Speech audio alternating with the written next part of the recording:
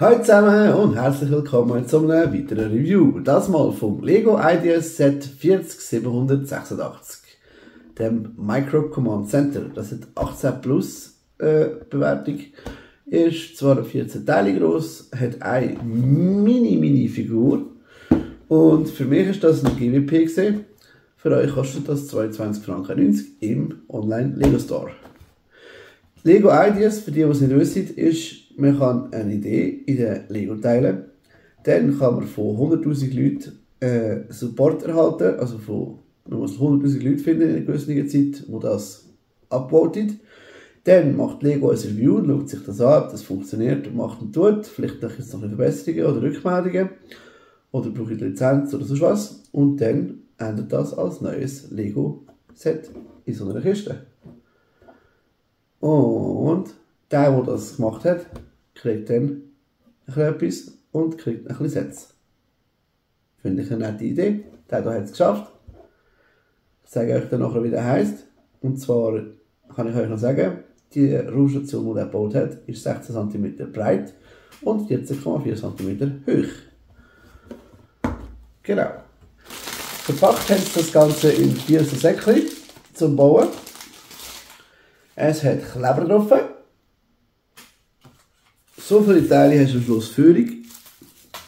Und kodet das in einer so einer netten Anleitung. Kann anders aussehen, als die normales aussieht. Und da auf der ersten Seite steht, dass der das erfunden hat, Frederick Louis heisst. Und der ist der Ideas Grand Prize Winner. Der ist von den USA und hat das 2024 den Contest gewonnen. Und darum ist der da drinnen. Genau, das zu dem. Jetzt zum Set selber.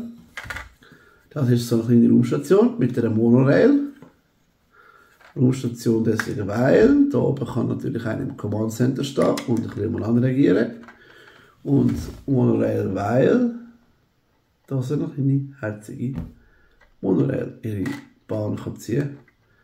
Man muss die schieben und es ist nicht ganz einfach in der Kurve, aber es geht. Ist doch herzig, oder? Die kann man auch aufmachen und dann sieht man ein bisschen besser die kleine Minifigur, die da drin ist. Und das hat so wieder einen Anhänger und das hebt nur, weil das Ganze da so aussieht.